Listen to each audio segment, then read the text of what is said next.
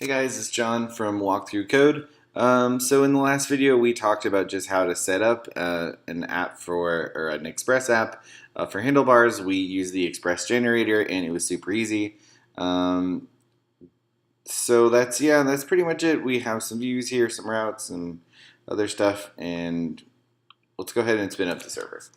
You can do it two ways. If you're like me and you don't want to have to restart the server every time manually, you can use nodemon, but you can also use node./bin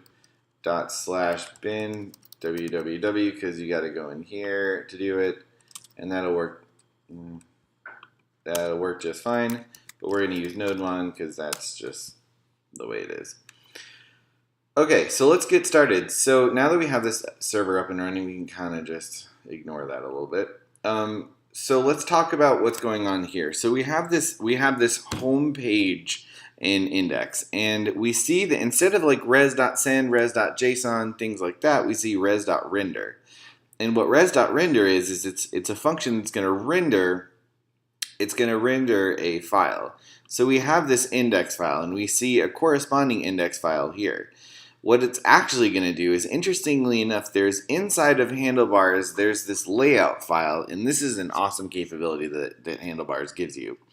And what happens is it gives this body tag that's wrapped in 3 double quotes, and that will inject pretty much that will inject the content, anything other than index and partials and things like that. Partial meaning like a partial view. It'll just go ahead and put that in there. So that really makes life super easy. But let's go back to the index route. So this is the name of the view, and like I said, we have a corresponding index file here. Then we have this object, and this object has to do with local variables that are local. Well, I should say variables that will be locally available inside of this particular view, which in this case is this one. Hence the double curly brackets around title in 2 different places. So just for argument's sake, we'll go ahead and pull this up. So we'll say localhost 3000, and sure enough, that pops up. Awesome. So if we change, I just make this a little smaller, and I'll move this over here. Okay, so if we change this to Express and we reload this, oh look, so that changes too. So we can absolutely show that if we change this title property right here, it reflects for anything that has that double curly brackets right there.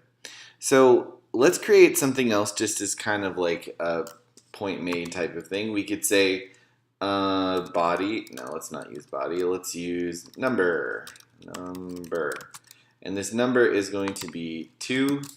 And then if we go in here and we just say p tag double curly brackets number, right? Because we saw the double curly brackets here. So if we want to interpolate a value or evaluate a value, we wrap it in double curly brackets.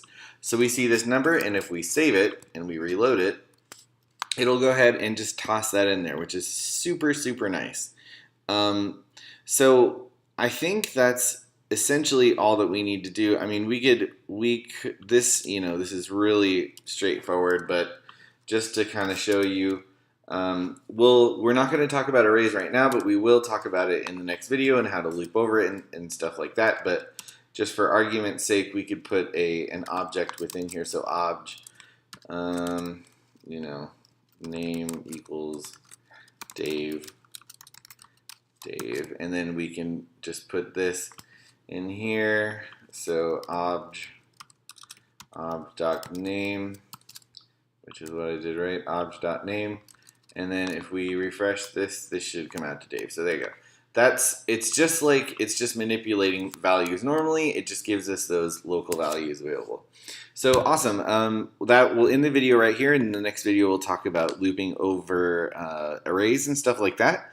Thank you so much for watching the video. If you have any questions or comments, totally leave them in the comment section below. If you wouldn't mind, please like and subscribe so I can provide more videos for you guys. I love doing this, so the more likes and subscriptions, the more it gives me ability to do that. if you want to find me on social media and write a comment about something that I said, or that was cool or something to that effect, totally find me on Twitter. My handle is JohnA2, spelled JOHNA2. And yeah, so I'll see you in the next video. We'll loop over some arrays. Take care.